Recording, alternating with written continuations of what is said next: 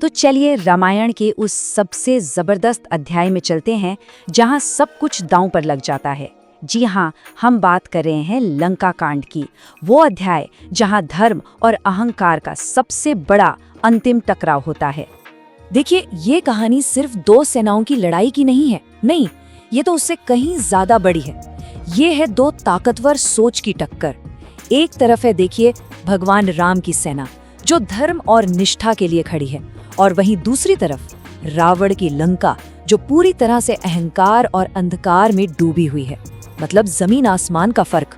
तो जो काम किसी को भी नामुमकिन लगता था वो हो चुका था।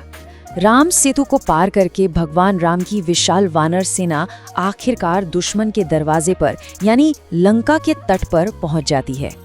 और सोचिए जरा, ये कोई मामूली हमला नहीं था। ये तो अहंकार के किले पर धर्म की पहली दस्तक थी। हर एक वानर सैनिक की आंखों में एक ही मकसद था, एक ही आग थी, माता सीता को आजाद कराना। और इस सेना को लीड कौन कर रहा था? कोई और नहीं बल्कि खुद शक्ति और भक्ति के प्रतीक हमारे वीर हनुमान। और दूसरी तरफ सोने की लंका में 10 सिरों वाला महाशक्तिशाली राजा रावण बैठा था। लेकिन वो अपने ही घमंड में इतना अंधा हो चुका था कि उसे लगता था कि उसे कोई हरा ही नहीं सकता। वो तो एक ऐसे युद्ध की तैयारी कर रहा था जिसके बारे में उसका मानना था कि जीत तो सिर्फ उसी की होगी। तो बस अब चलते हैं सीधा युद्ध के मैदान में। देखते हैं कि ये महायुद्ध कैसे शुरू होता है और इसमें वीर हनुमान का क्या किरदार रहता है। युद्ध शुरू होता है एक जोरदार शंखनाद के साथ, और फिर आसमान बस बाणों से पट जाता है, जैसे तीरों की बारिश हो रही हो। ये सिर्फ हथियारों की जंग नहीं थी, ये तो दो इरादों की, दो संकल्पों की जबरदस्त टक्कर थी। रावण की राक्षस सेना भी कुछ कम नहीं थी। मेघनाद जैसे बड़े बड़े योद्धा थे उनके पास, और वो इस्तेमाल कर रहे थे अपनी मायावी शक्तियों का। ऐसे ऐसे विनाशकारी हथियार चला रहे थे जो वानर सेना में भ्रम और तबाही फैला रहे थे। रणभूमि का पूरा माहौल ही बदल गया था। और फिर आता है युद्ध का वो मोड़ जहां सब कुछ बदल जाता है। लक्ष्मण जी को मेघनाद का एक ऐसा शक्तिशाली अस्त्र लगता है कि वो लगभग मृत्यु शैया पर पहुंच जाते हैं। तब हनुमान जी को एक मिशन दिया जाता है, हिमालय जाकर सूर्योदय से पहले संजीवनी बूटी लाना। पर वहां पहुंचकर वो बूटी पहचान नहीं पाते, तो वो क्या करते हैं? वो पूरा का पूरा पहाड़ ही उठा लाते हैं। यही तो है वो पल। ये सिर्फ हनुमान जी की ताकत नहीं, ये तो अपनी भाई के लिए उनका प्यार और उनकी भक्ति है जिसने पूरे युद्ध का पासा ही पलट दिया। ये दिखाता है कि सच्ची श्रद्धा हो तो नामुमकिन भी मुमकिन हो जाता है। युद्ध अब अपने बिल्कुल आखिरी पड़ाव पर है। सारे बड़े बड़े योद्धा या तो हार चुके हैं या मारे जा चुके हैं।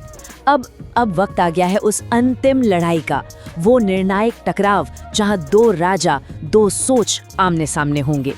और यहीं पर इस पूरी कहानी का सबसे बड़ा सवाल खड़ा होता है। क्या होता है जब एक इंसान का घमंड, उसका अहंकार सीधे सीधे ईश्वर से यानी धर्म से टकरा जाए? सच पूछिए तो यही तो इस पूरे युद्ध का असली मतलब है। इस आखिरी लड़ाई में भगवान राम को अपना सबसे शक्तिशाली अस्त्र निकालना पड़ा, ब्रह्मास्त्र। ये कोई साधारण हथियार नहीं है, ये तो भगवान ब्रह्मा का बनाया हुआ दिव्य अस्त्र है, मतलब सबसे विनाशकारी। इसे तभी इस्तेमाल किया जाता है जब धर्म ही खतरे में हो, जब और कोई रास्ता ना बचा हो।